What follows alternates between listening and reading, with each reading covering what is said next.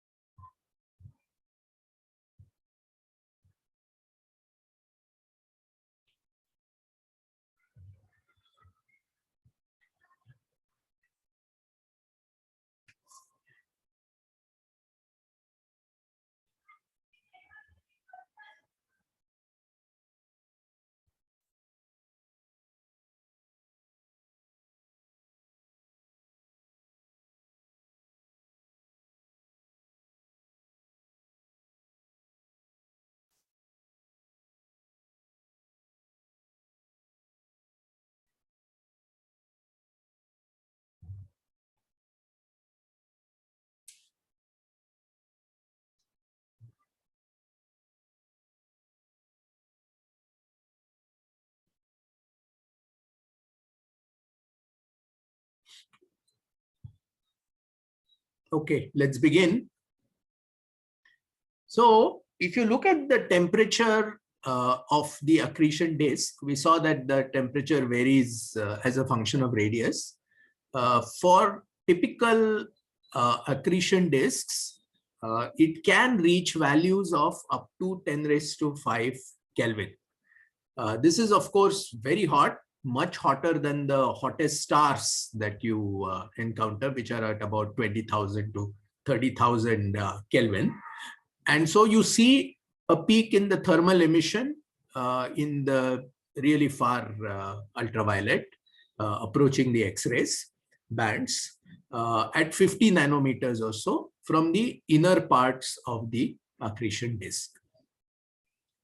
So as we saw last time, the high black hole spin, lower black hole masses, both favor an inward extension of the accretion disk, allowing for higher temperatures and therefore stronger thermal emission. In today's, so far we've looked mostly at the thermal emission from the accretion disk. Today we are going to talk about non-thermal emission coming from the jet. And in the next lecture, we will talk about non-thermal emission coming from the accretion disk, as well as thermal emission that is coming from the dust clouds that surround the accretion disk. So let's get started. So before we go there, the first assignment was put on the website yesterday evening. The deadline is 11th of June, which is a Friday, 1700 hours. So please go to the web page, download the assignment and start looking at it. I tried to send an email to all of you informing you yesterday that the assignment is there on the website. But the email aliases that are there in IUCAA don't work from outside. So all my email just bounced. So I have the email addresses of people at NCRA. I asked Santosh for the email addresses of people at IUCAA and from the universities, but he hasn't replied. So can I ask one of you, maybe Swarnim, can you can you just send me an email with the email addresses of your batchmates from Ayuka, as well as people from the universities? Yes, sir. Yeah, just send me a short email, and then I will put it up. Yeah. I will send you an email, right?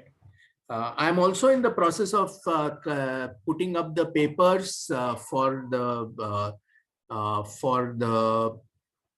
seminar that will be there in place of any exam towards the end of the course.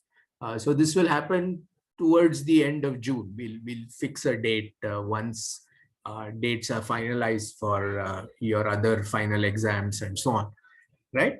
So we will do that, and I'll put out those seminar papers and send them out within the next day or two, and then you can start taking a look. Okay, right. So now coming to the jets. So we have seen before that some AGN produce jets.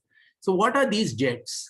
Jets are basically streams of relativistic particles that are very tightly collimated. And why are they collimated? We believe they are collimated because of the magnetic field. So the idea here is that there is an accretion disk in the magnetic field, and there's a magnetic field in the accretion disk. And then as the accretion disk gets heated to high temperature and starts rotating very, very fast, then these magnetic field lines tend to emanate from the disk and travel outwards, and carrying with them the particles, relativistic particles, which are basically nothing but the particles in the plasma of the accretion disk, inner part of the accretion disk. It is believed that it is the magnetic field that keeps the jets collimated over very large distances. So the jets are very thin and they maintain their direction over very, very large distances. They remain relativistic, as we shall see, also over fairly large distances, and just travel through, as they travel through the interstellar medium and later on through the intergalactic medium. So now how we, throughout this lecture, we look at the effects of jets, how they manifest themselves and how they affect various properties of the AGN. So the acceleration of the jet to velocities, relativistic velocities, is probably caused by a combination of very, very strong gravitational fields in the close vicinity of the event horizon, and strong magnetic fields which are rotating rapidly because they are anchored in the accretion disk. So it is this kind of, so all the electromagnetic phenomena that you can possibly imagine, changing magnetic field leading to an electric current, currents leading to production of magnetic field, all that is happening in this whole jet phenomenon. The jets tend to produce shocks, just like supernovae. When they explode, it's not a single explosion that releases all, that does all the acceleration. In supernovae, a lot of acceleration happens at a later time due to shock fronts encountering matter and re-accelerating particles that have slowed down after the supernova explosion. So it is the presence of shocks in jets that manifest as which lead to acceleration of relativistic electrons, and which then strongly radiate, and these over densities of electrons corresponding to the movement of these shock fronts become visible as blobs in jets. So if you look at a jet, it does not have a sort of uniform intensity. It is brighter in certain spots. These are known as blobs or knots in the jets.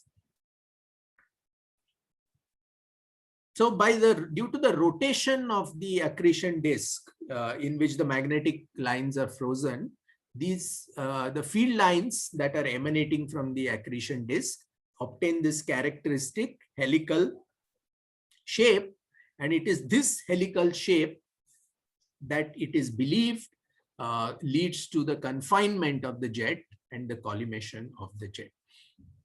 The details of how jets appear, how they are powered, and so on, were first proposed in a series of papers by Janek and Roger Blandford when they were both, I think, young students and postdocs at the University of Cambridge in the 1970s. So I'll have some of their papers also as seminar topics. So if anyone is more interested.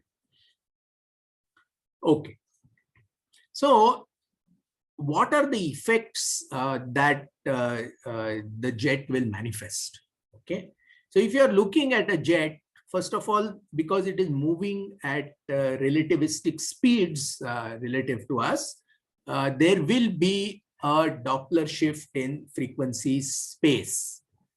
Okay, because the measured flux at a given frequency is different from that of a non-moving source, because the measured frequency corresponds to a Doppler shifted frequency in the rest frame of the source. So you have to be aware of that. So if you are looking at some emission line or something like that, you have to be aware of the fact that it is going to be Doppler shifted in frequency. Another effect which arises due to general relativity special relativity is that a moving source which emits isotropically in its rest frame no longer does so when it is moving. When it is moving relative to us, we observe in its rest frame, it may be emitting isotropically, but as observed by us, we observe an anisotropic emission pattern with the angular distribution of the radiation dependent on its velocity. The higher the velocity, the narrower is the cone of emission. Okay, so if you use special relativity, then you can derive this equation for the Doppler boosting factor D, right? So if the emitting source is moving towards us, we compute a quantity, a pure number, a ratio called D plus, okay, which is the Doppler boosting factor, okay, and that is given by 1 over gamma times 1 minus beta cos phi raised to 2 plus alpha.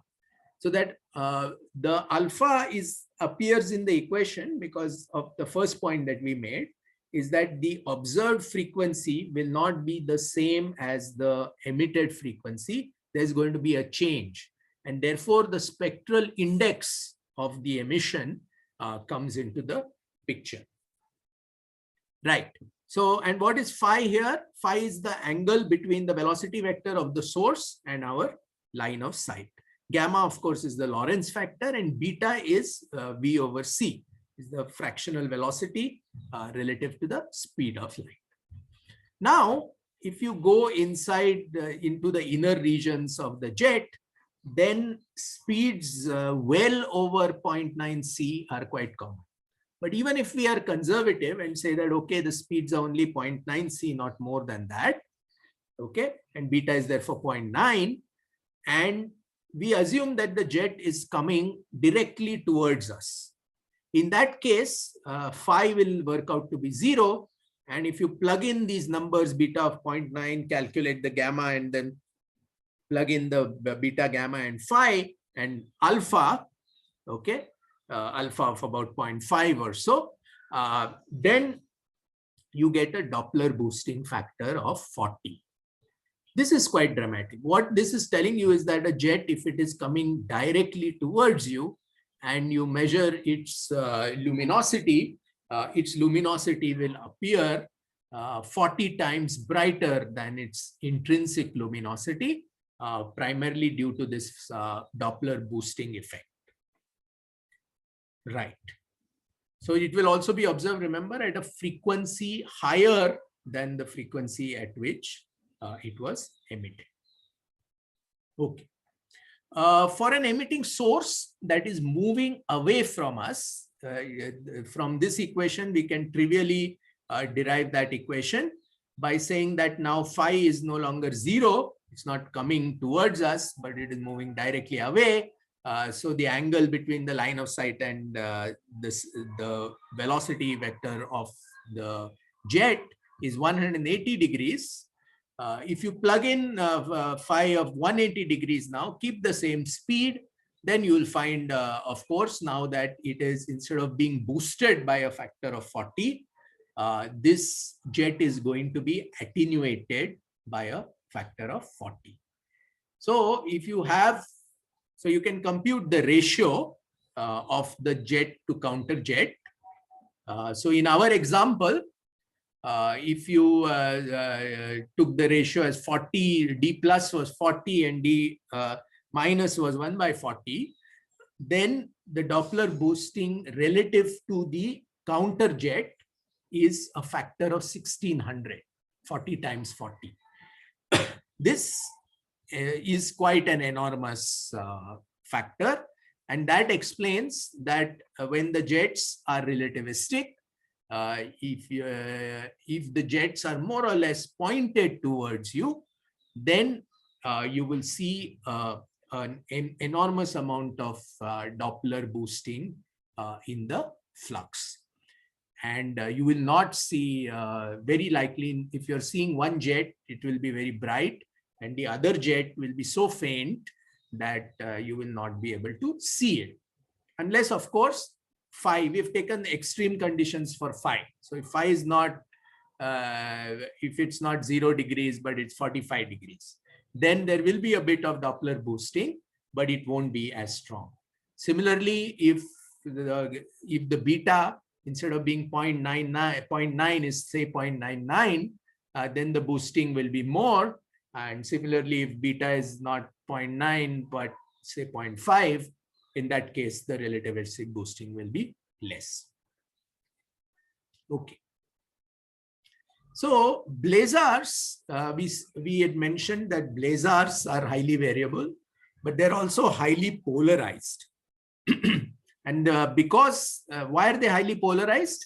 They're highly polarized because the synchrotron emission coming from the jet which is polarized, is boosted by this Doppler boosting factor, but the emission, unpolarized thermal emission, which is primarily coming from the accretion disk of the AGN, is not boosted, right? That is why blazars are polarized, whereas ordinary quasars don't have that much polarization.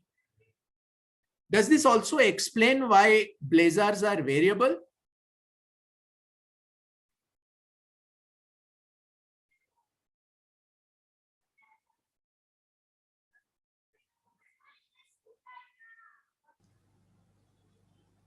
So will we get pulsed emission from the jets as Yes. it's rotating? So that would change the intensity with time. What do you mean by pulse? Yes, there could be pulsed emission from the jets, but is that on very short time scales?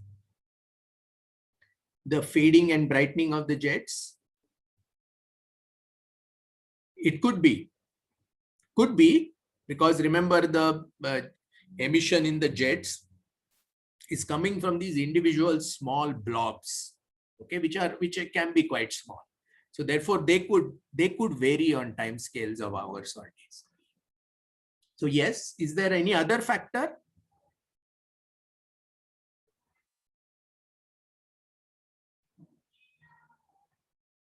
What about the speed of the jet? Could that change? Or the speed of the electrons in the jet that is causing the emission, that are causing the bulk of the emission? So can beta change?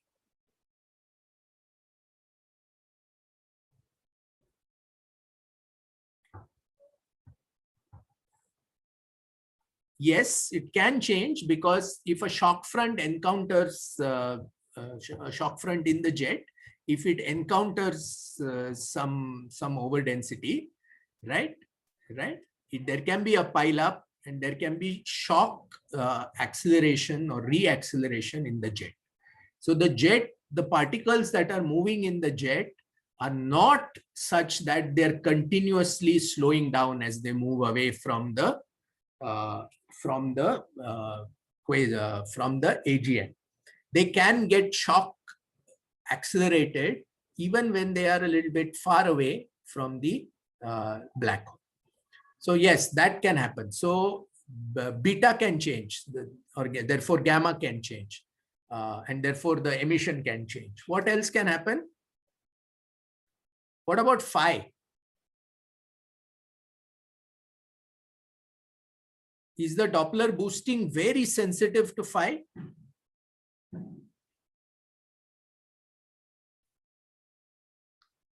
It is for nearly face-on jets, when blazars are nearly face-on, nearly pointing towards us, exactly at us.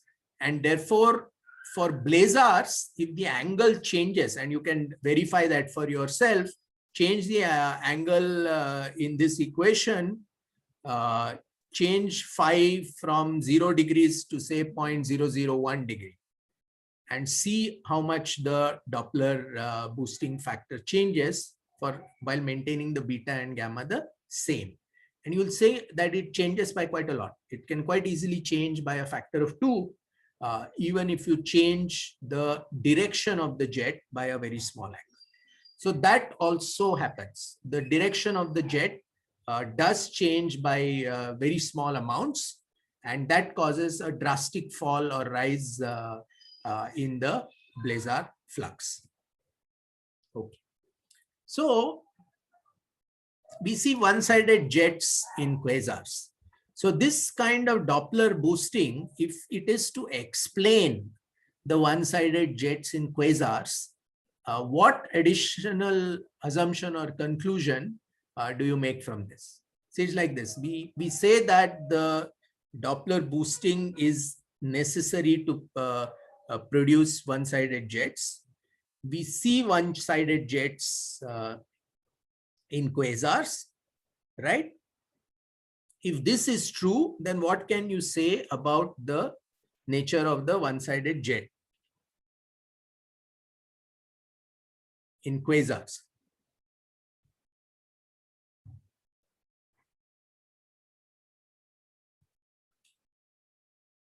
Okay, so what I'm asking essentially is, what does this imply about the relativistic nature of the jet on kiloparsec scales?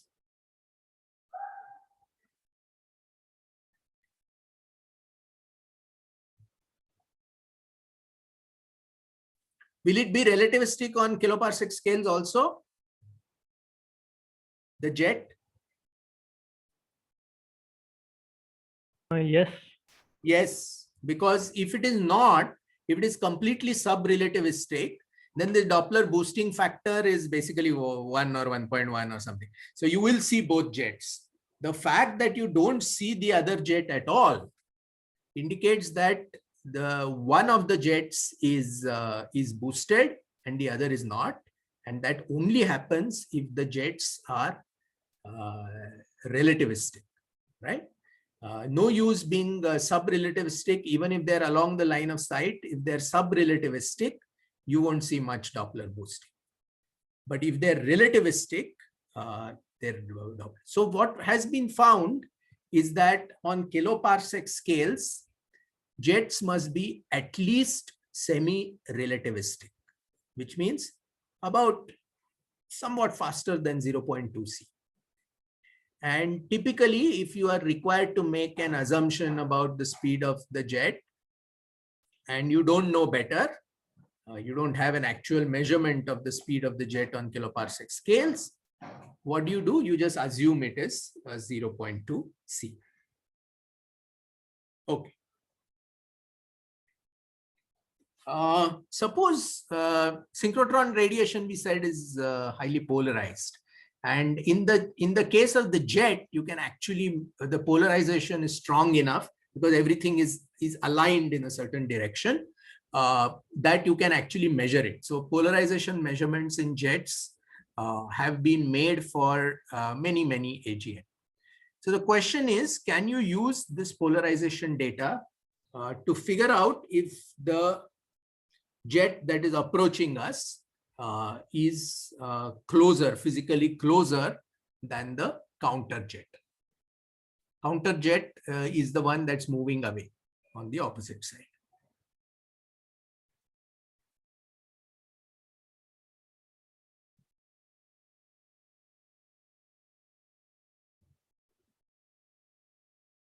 So I'll give you a hint here.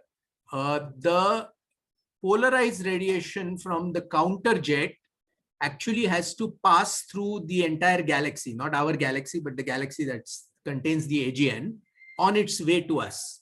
Whereas the polarized emission of the jet itself, the one that's coming towards us, is already on our side, right? So that the light from that jet does not have to travel through the emitting galaxy. Does that help you? Light from counter jets will get unpolarized when it passes through the disk or Why galaxy. will it get depolarized? Because of uh, uh, because there is matter in the galaxy and it will absorb and re-emit and or scatter and in different directions. Yes. And this reprocessing of light will make it unpolarized. Yeah, you're on the right track, but it doesn't actually, it's not enough. The densities are not enough to actually depolarize it. Okay. But they are enough. The electron densities in the intervening galaxy, in the galaxy which emits, are enough to not cause depolarization, but cause another effect. What happens when you take a polarized beam of light and pass it through, let's say, hydrogen gas or electron gas, right? Electron gas, which is very low density, but spread over a larger volume. Hello, sir. Yeah. Sir, can you again explain what is counter jet? I did not understand. Okay. Let me try to do it with the figure. Okay. So consider this. This is your quasar. Huh? It's producing two jets. One jet is in this direction. Other jet is presumably in opposite direction. Correct? Now you see only one jet. Why do you see one jet? Because it is Doppler boosted. It's coming towards us. Right? It need not be coming towards us exactly at 90 degrees. It can be coming towards us at 45 degrees or 50 degrees or something like that. Remember, this is a three-dimensional object. And the counter jet is here. And that counter jet we cannot see because it is moving away from us. So instead of being Doppler boosted, it is Doppler attenuated. Now, do you understand what's the counter jet? Yes, sir. Huh? So now I'm asking is, if you measure the polarization properties of this jet, right? And you measure the polarization properties of the counter jet, right? In this case, you won't be able to measure anything because it is absent. But this is not the case in every quasar. There are some quasars which show a detectable counter jet. Of course, it will be fainter than the jet. It will be fainter than the jet, but that Doppler boosting ratio can be quite small also, depending on the gamma and beta, and depending on the angle phi. So suppose it's small enough, you are able to measure it on the other side also, the jet, and you are able to measure its polarization. So I measure the polarization of the jet, I measure the polarization of the counter jet, and I try to prove using that the counter jet is further away. Counterjet has to be further away from us, right? Therefore, it has to encounter some material of the galaxy on its way towards us, that galaxy. And therefore, because of its longer path length, its polarization signal will be affected. The question I'm asking is, how does it get affected? So can it be related to Faraday rotation? Absolutely. Absolutely. It is related to Faraday rotation. So which one of them will show a higher Faraday rotation? Counterjet. Counterjet. That's absolutely right. Huh? So it is the counterjet that will show a higher value because it has to cross the interstellar medium of the host galaxy, where it can experience additional Faraday rotation. And this has been now established for a number of quasars, that the jet and the counterjet seem to have, the counterjet always invariably has a higher Faraday rotation than the jet. So this is again additional proof of our big picture. Okay. Now let us go back to the accretion disk of the AGN, and we look specifically at the innermost part of the accretion disk, which we saw is going to emit very high energy photons in the far UV X-ray band, etc. So it can emit, it does emit a specific ion line which has an energy of 6.35 kilo electron volt. And this is coming from the inner part of the accretion disk. Now,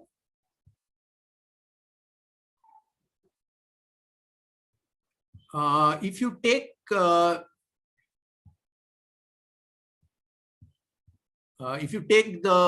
inner part of the accretion disk and we draw two ellipses, circles if you like, which are shown here with the dashed line, and then we try to see what is the velocity profile of the accretion disk over here at this radius and at this radius. Which of these two radii will have a higher temperature? The inner one. Inner one, correct. And so that is going to show a stronger emission, right? Stronger line emission. There's more atoms that can be, ion atoms that can be excited, right? So, so if you had the disk rotating, okay, remember the disk is rotating. We are looking at the accretion disk almost edge on. So the right side of the accretion disk is moving, is blue shifted. So it's moving towards us, and the left side is moving away from us. Now in the purely Newtonian case, what would you see in the line? You will see part of the line being blue shifted, that is here, and part of the line being red shifted, correct? That is your Newtonian expectation, that the atoms which are here, their line frequency will be, frequency will be increased, and the atoms which are here, their line frequency will be decreased. And therefore you expect a two-horned intensity, line intensity profile in the purely Newtonian case. Now, in special relativity, okay, there are two effects that happen. One is that there is a shift to increased frequency, right? So for the blue line, right? So the blue line, everything shifts. There's a Doppler shift, and plus there is Doppler boosting. So what will happen to the blue part of the line, the blue shifted line? The blue shifted line will become stronger, and the red shifted line will be Doppler attenuated, it will become weaker. So the profile will become asymmetric like this. Now, because this is so close to the event horizon, general relativistic effects are also important. And because of that, there will be a gravitational redshift. And what will that do to the entire curve?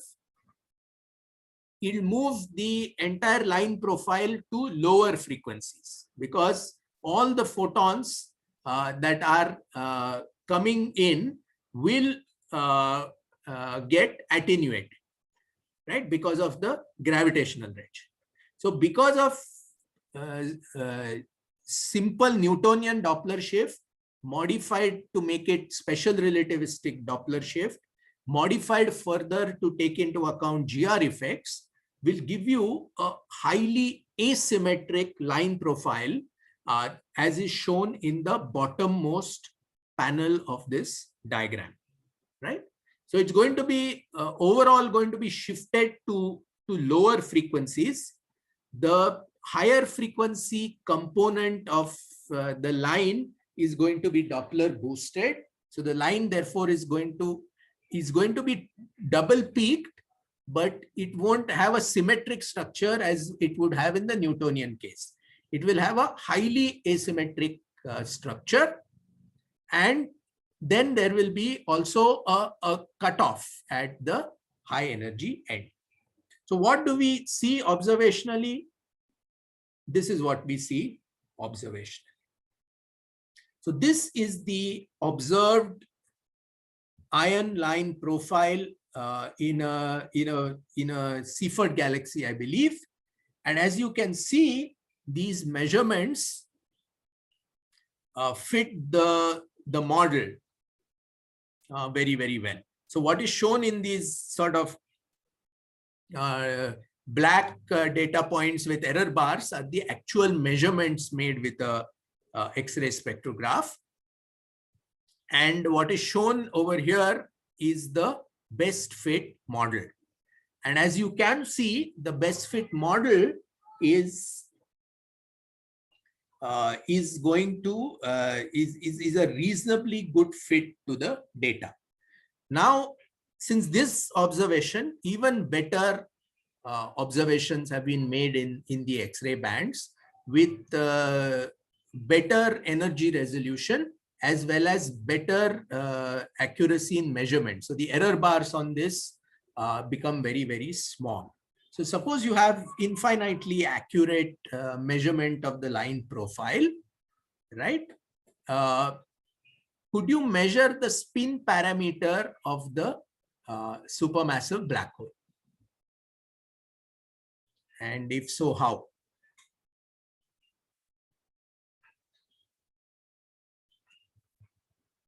Hello, sir. Yeah.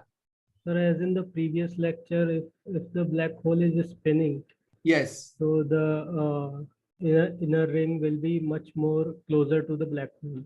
Correct. So the gravitational redshift will be much more as Correct. compared to the static black hole. Correct. So by this we can model the spin parameter of the black hole, and if the black hole and the accretion disk is spinning in a counterclockwise direction, Yes. then the inner disk will be much more further away, and Yes. the gravitational redshift effect will be much more diminished. Correct. Yeah. Yes. So you're on the right track. That's all of what you said is right. So what one essentially does is uses numerical relativity to predict the line profile. So you assume a certain spin of the supermassive black hole, and that will generate a certain potential around the black hole. Whereas if it is not spinning, there will be no preferred direction, and the potential of the black hole will have radial symmetry in all directions.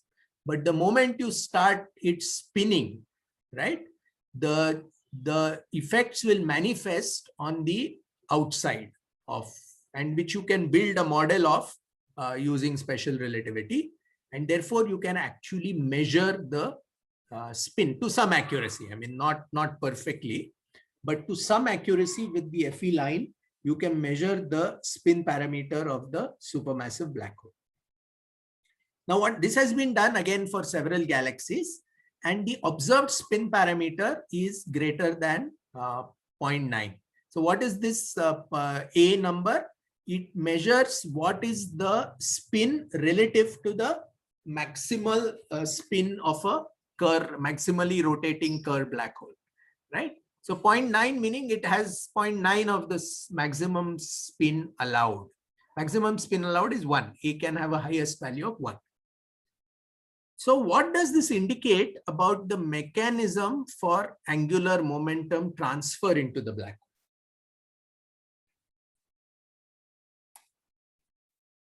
So we made many measurements. Always we find that the black SMBH is near maximal spin.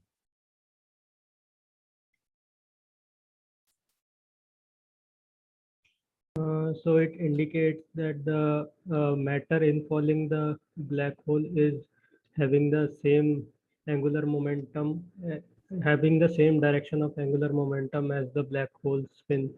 Correct. Correct. Absolutely right. Okay. Because it won't, if they're counter rotating or something, then it won't spin it up to the maximum. Correct. So, but what does it indicate? I mean, what are the two mechanisms for growing a black hole? One is accretion and other one is merger of two black holes. Correct. So now if you have a merger of two black holes, right? And remember that other galaxy is going to come at some random angle, correct? It may not have the same spin as the black hole it's merging with. And so the net angular momentum vector may cancel out, or it may just move in some random direction. There is no reason to hope that it will always reach maximum spin, right? So this indicates not only that the direction of accretion is the same, angular momentum of the surrounding matter is the same as the spin of the black hole, but it also indicates that the bulk of the angular momentum is coming through momentum transfer through accretion, not through mergers of black holes. Okay. Does this mean that the supermassive black hole has built up its mass primarily by accretion?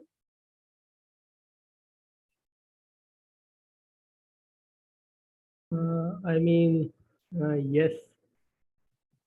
If because if as in case of mergers, the angular momentums may be highly likely to be randomly oriented, and if the supermassive black holes are made generally from mergers, then we should not be observing these high spins. So it is highly unlikely to supermassive black holes to grow predominantly by black hole mergers.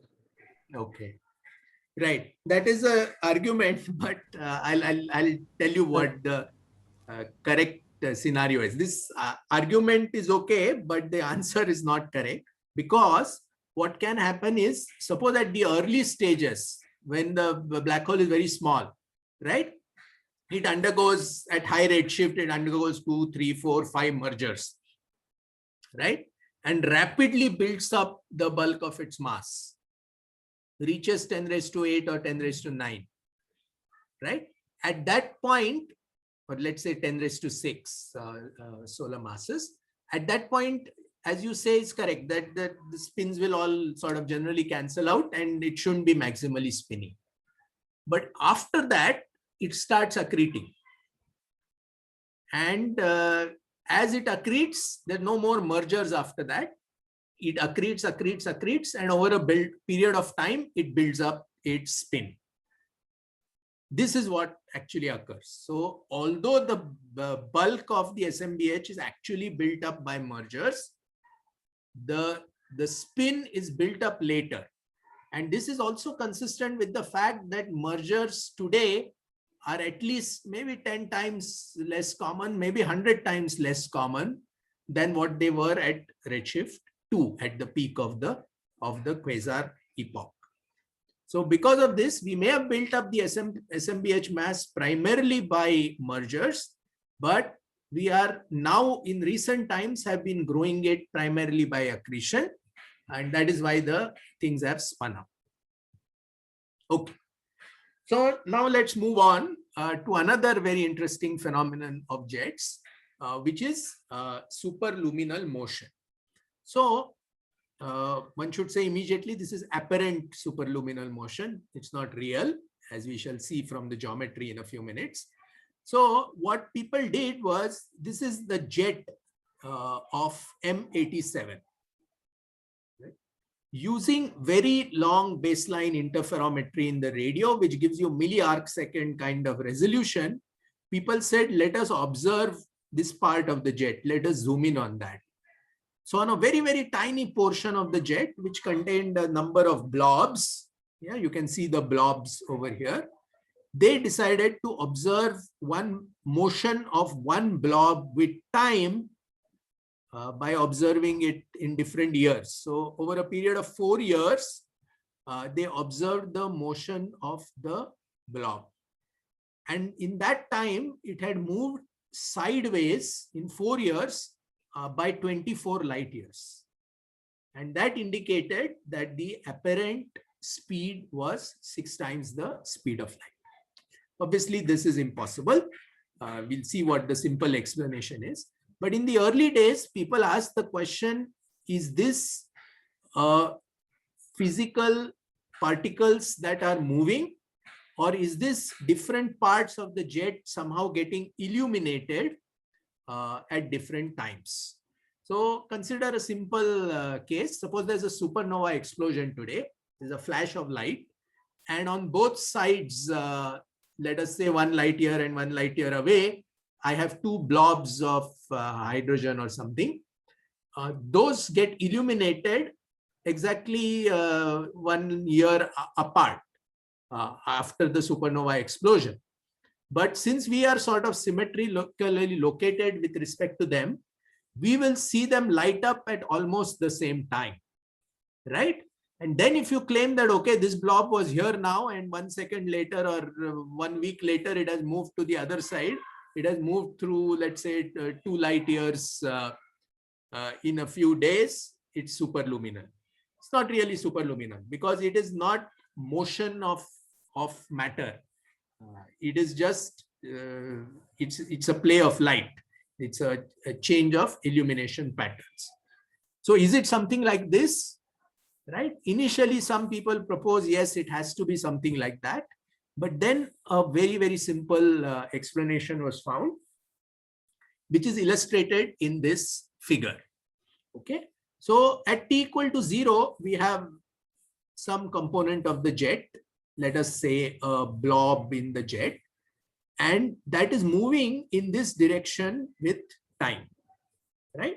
And let us say we observe the blob here, this is 1994, and we observe it again here in 1998. It moves with a velocity v. Sir? Yeah? So the cursor is not visible. I don't know if cursor it's is not for everyone. But interesting. I don't know why. Okay, I'll just describe it in the. So there is the jet component at the top, jet component at t equal to 0, right? That moves to jet component at t is equal to te after some point time te. And what is the distance traveled? It is moving at a constant speed v. So the distance traveled is v times te, which is indicated by this hypotenuse, right? Now, if you are watching it from the Earth, so observer is where you are sitting, what will you see? You will see that the jet component has moved through a distance delta r, right? And how much is delta r? Delta r will be vte sine phi, correct? This is that delta r. And a photon is emitted from here, and a photon is emitted here, and you receive it at some point, correct?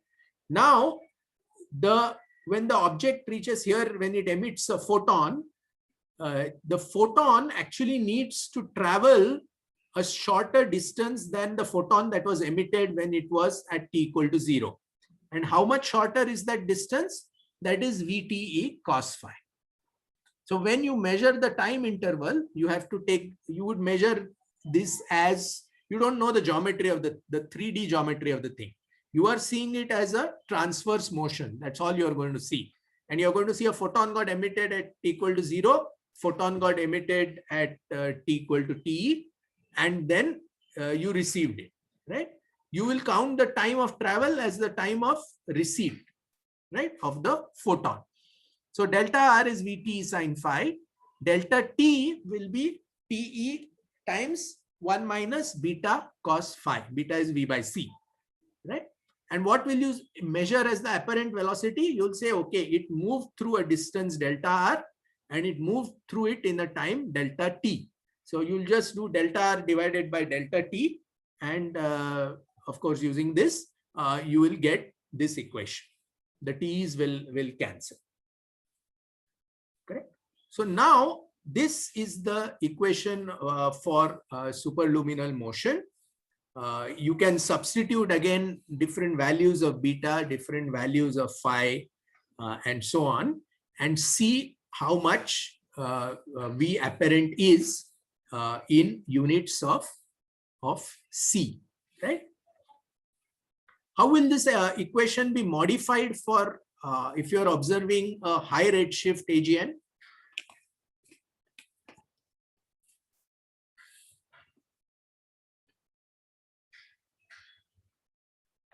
Of course, while calculating delta R, the distance traveled, you will have to use the angular diameter distance and all that. Correct? You'll measure an angular change in position. You'll have to translate that into kiloparsec or whatever length units you want. That's fine. Anything else that will change?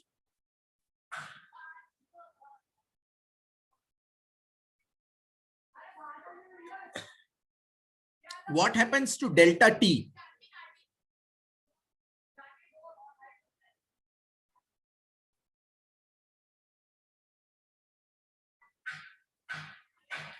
You guys have studied cosmology, so you should know this. How does a time interval change with of an event between two events change as a function of redshift?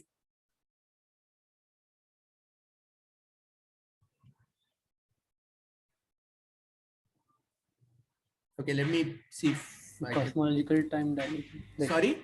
a factor of 1 plus z. There's a factor 1 plus z. So what will you suppose that delta TE in the rest frame of that blob, okay, or a rest frame with respect to that AGN, not with respect to the blob. If you go to the redshift of the AGN and sit there next to it, you will, let us say you measured the TE to be 1 month. What will you measure it on Earth? If it's at redshift 1, let's say.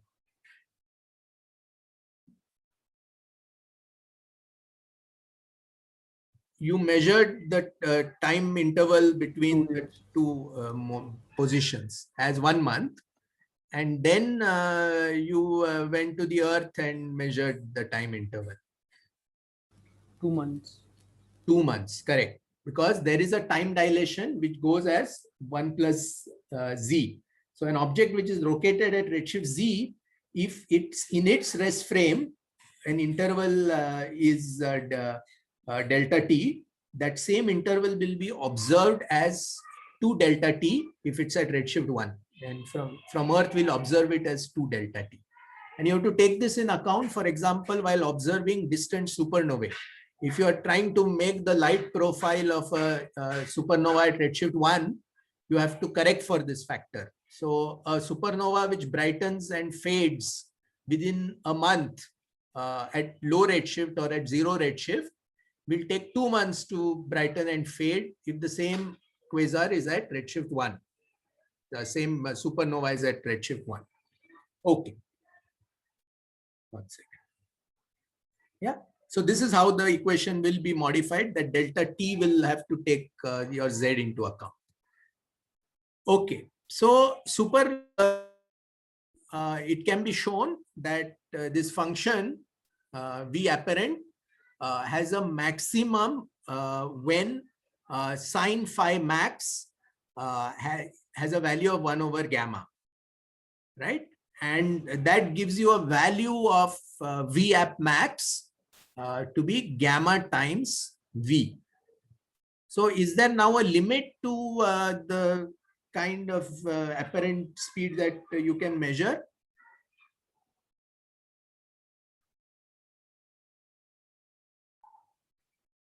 See, V obviously can't be faster than C, right? But gamma, can it be any large number?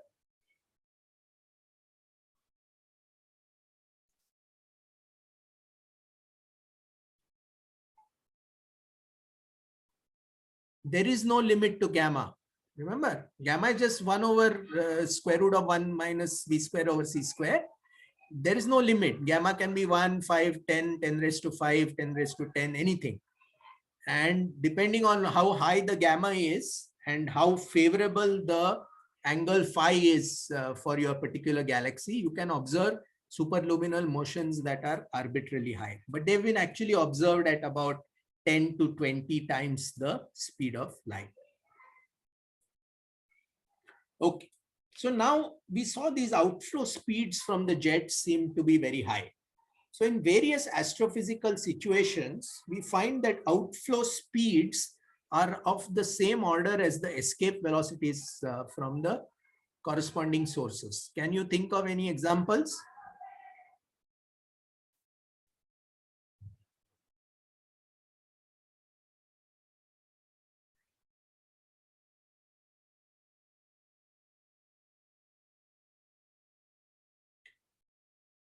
Examples are the solar wind, stellar winds in general. It's a simple minimum energy kind of argument, which is as soon as speeds equal to the escape velocity are reached, there is no further reason for things to speed up.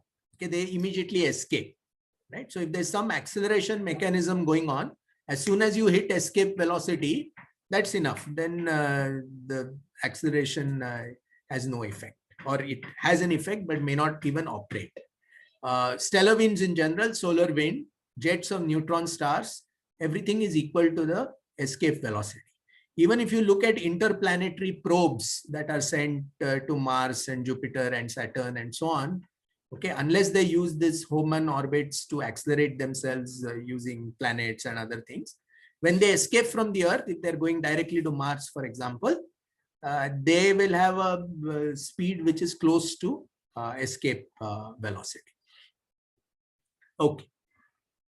So now we found that evidence that jets are in AGN move roughly at the speed of light, or of the order of the speed of light.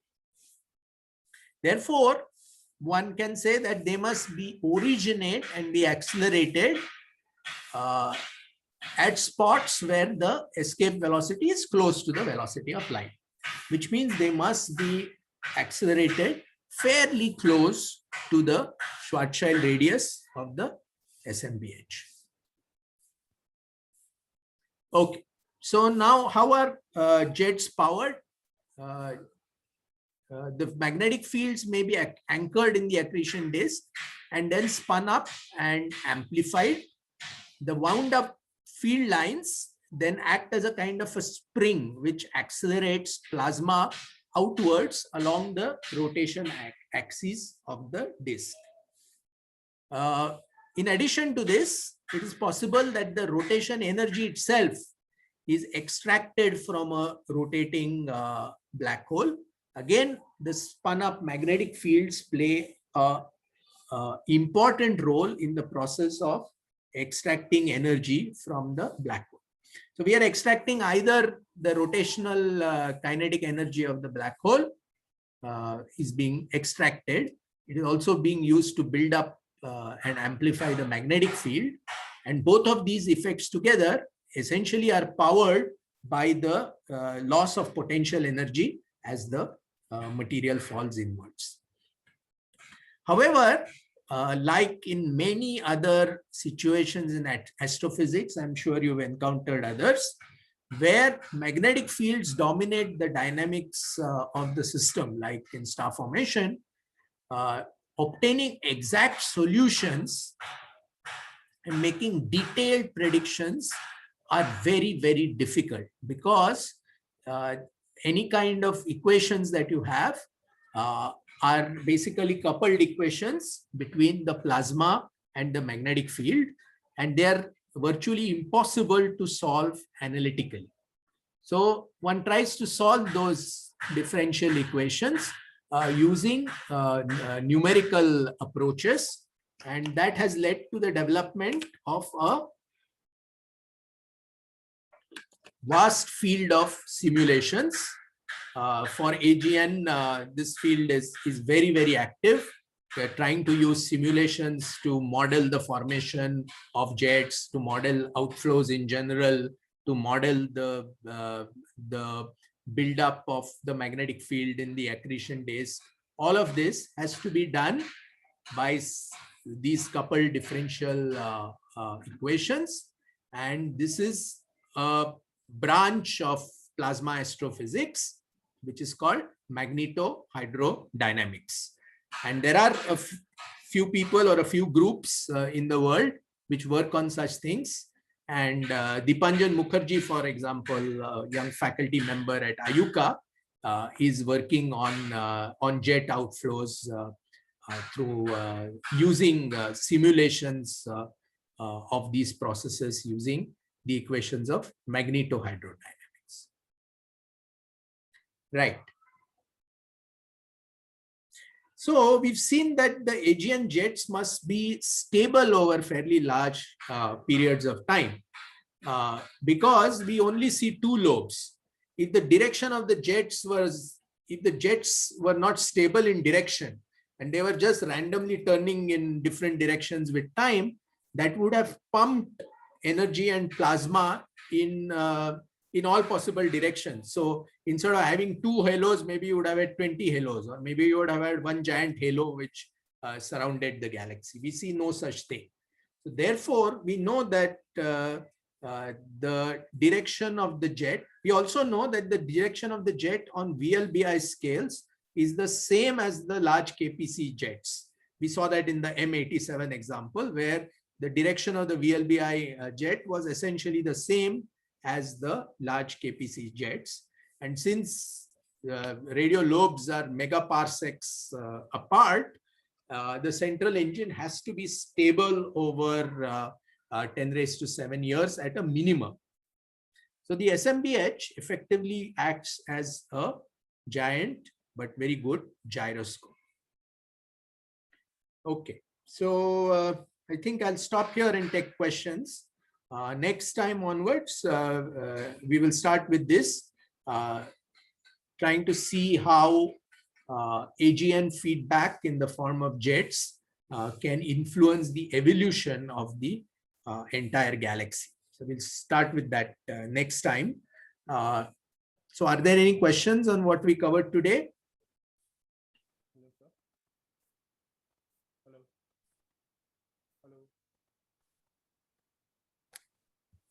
Hello.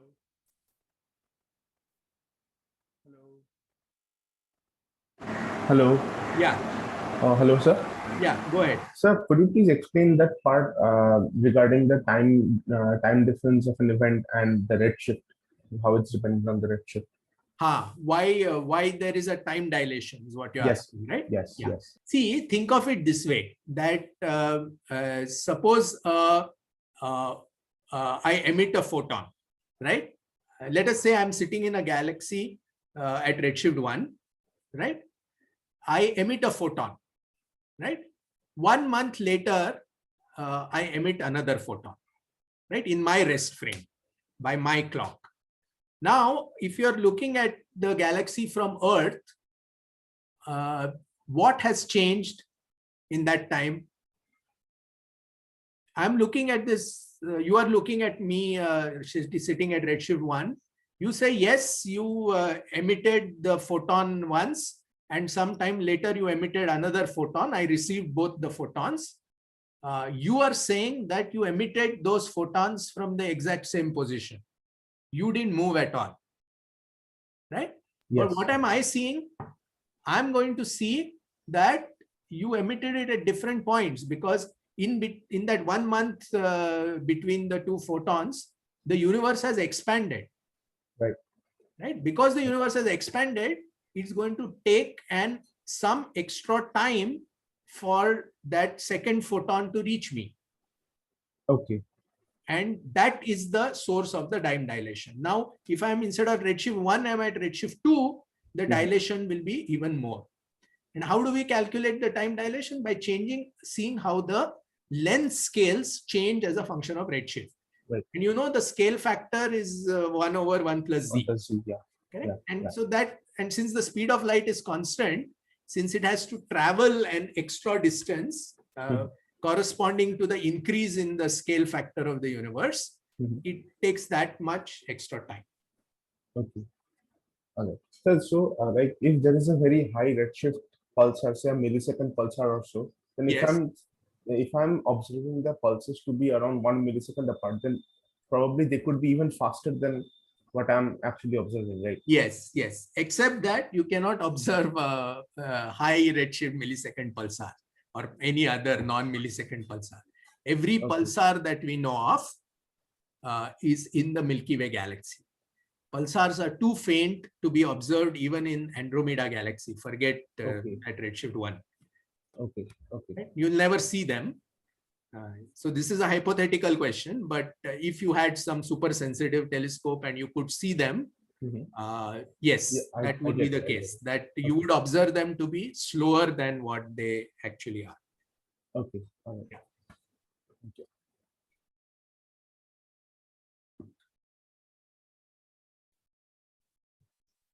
Okay. You must have studied time dilation in your cosmology course, right? You have done that or not? Yes, sir. We have done that. So that's all. It's just a scale factor of the universe effect.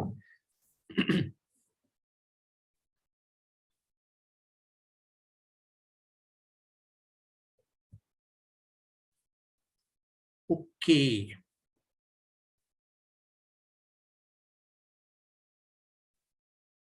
So we will stop now and meet again at our regular